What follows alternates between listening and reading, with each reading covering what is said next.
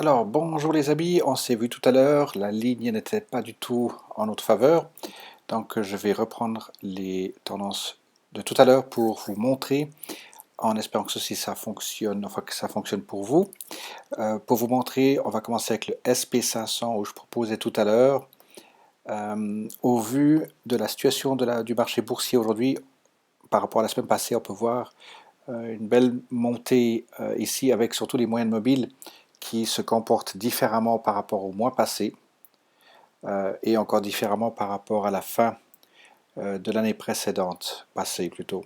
Donc voilà, pour le SP500, on va garder un œil là-dessus pour voir la progression pour cette semaine à venir, les 2 semaines à venir, cas d'école. C'est ce que je voulais vous proposer tout à l'heure. On va passer au Dow Jones 30. On a vu tout à l'heure qu'il se ressemblait terriblement. Vous voyez ici qu'il y a une étroitesse entre les deux pointes, entre les deux tendances, enfin plutôt les deux moyennes mobiles, 17-20, là également, sur le point de se toucher en tout cas et de se croiser éventuellement avec le Stochastics Momentum court terme qui est déjà ici à la hausse. Et puis le Nasdaq CompuX. Là également, vous avez vu tout à l'heure les deux moyennes mobiles avec euh, l'écart qui est plus important pour cette tendance des 100 sociétés ou les 100 top sociétés technologiques. Puis ensuite, il y avait les Qs qui ressemblent terriblement et aussi composés de sociétés technologiques entre autres. Donc ici, c'est pour ça que je vous proposais de regarder la suite des événements pour cette semaine qui vient et la semaine d'après pour regarder les comportements des bougies par rapport à ces indices-là, ces indicateurs. Le VIX par rapport aux options. Vous vous souvenez que le VIX, quand le VIX est à un point élevé ici, nous indique que la bourse est très basse, un point bas.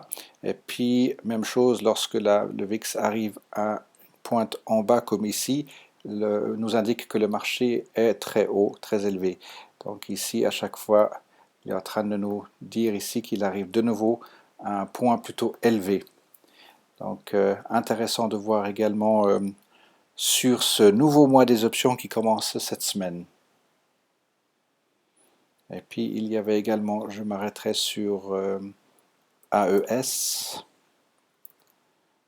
pour prendre celle-ci comme exemple, où la moyenne mobile a croisé au début février et n'a pas hésité ici au niveau du croisement, ne s'est pas décroisé, à continuer cette hausse ici.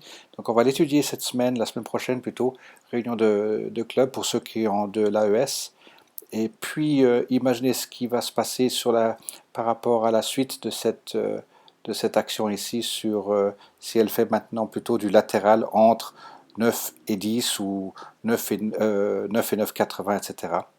On va voir ça. Puis je propose encore juste BlackBerry.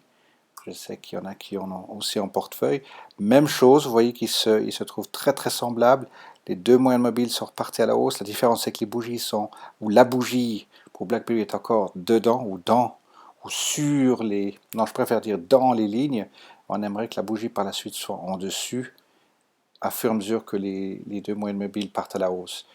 Moins fort au niveau des stochastics momentum, ils ne sont pas encore arrivés en haut, comme ici, ils ne sont pas arrivés en dessus. Et le stochastique long terme tarde encore à montrer un signe de force. Alors voilà, un petit rattrapage très amateur de cet enregistrement. Et puis vous me direz ce que vous en pensez. Voilà, à très bientôt. Belle semaine à venir.